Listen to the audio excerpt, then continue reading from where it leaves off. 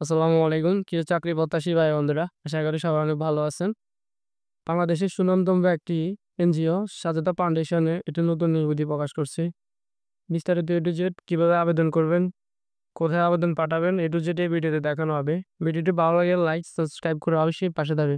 স্বাধীনতা foundation micro credit regulatory authority সদর দপ্তর জাতীয় পর্যায়ে সঞ্চয় ও ক্ষুদ্র ঋণ বিতরণকারী একটি প্রতিষ্ঠান, যা জাতীয় ক্ষুদ্র ঋণ কর্মসূচি পাশাপাশি শিক্ষা, স্বাস্থ্য, সমাজ কল্যাণ, অন্যান্য সেবা ও উন্নয়নমূলক কার্যক্রম পরিচালনা করে থাকে।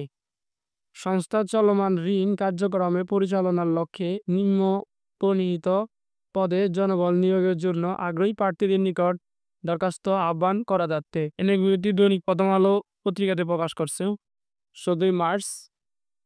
পদের নাম জুনিয়র অফিসার, অর্থ হিসাব। শিক্ষাগত যোগ্যতা যে কোনো স্বীকৃত শিক্ষা প্রতিষ্ঠান থেকে বাণিজ্য বিভাগ ন্যূনতম স্নাতক পাস এবং শিক্ষা জীবনে যে কোনো একটি পরীক্ষায় তৃতীয় বিভাগ শ্রেণী অথবা সমানের জিপিএ গ্রহণযোগ্য এবং অন্যান্য পরীক্ষায় ন্যূনতম দ্বিতীয় বিভাগ শ্রেণী অথবা সমানের জিপিএ সমাজ জিপিএ 2 পয়েন্ট থাকতে হবে। প্রার্থীকে অবশ্যই micro export, Word, Excel, Bangla এবং ইংরেজি টাইপিংয়ের এবং ইন্টারনেট ব্যবহারে পারদর্শী হতে হবে। সর্বশেষ বয়সসীমা 35 বছর। বেতন এবং সুবিধা বেতন সংস্থার প্রচলিত বেতন কাঠামো অনুযায়ী নির্ধারিত করা হবে।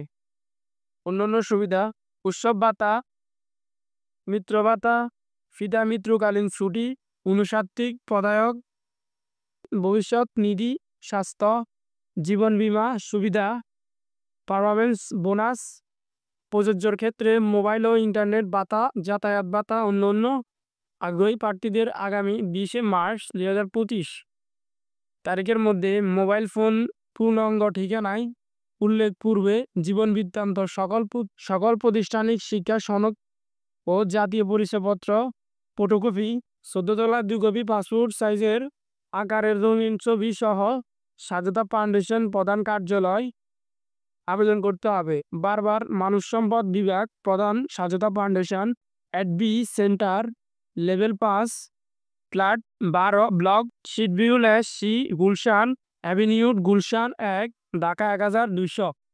আগ্রহী মহিলা এবং বিশেষ চাহিদা সম্পূর্ণ প্রার্থীদের আবেদন করার জন্য উৎসাহিত করা হচ্ছে। আবেদনপত্র এবং খামের উপর আবেদনকৃত পদের নাম এবং নিজ জেলা উল্লেখ করতে হবে। উল্লেখ্য যে চূড়ান্ত নির্বাচিত প্রার্থীর পক্ষ একজন জামিনদারকে 300 টাকা নন জুনিয়র স্ট্যাম্প স্বাক্ষর করতে হবে। এদিক বৈধি সম্পর্কে কোনো কিছু বুঝতে অসুবিধা হলে অবশ্যই আমাকে কমেন্ট করবেন। যেটা আমি জানিয়ে দেওয়ার চেষ্টা করবো। আশা করি সবাই ভালো থাকবেন।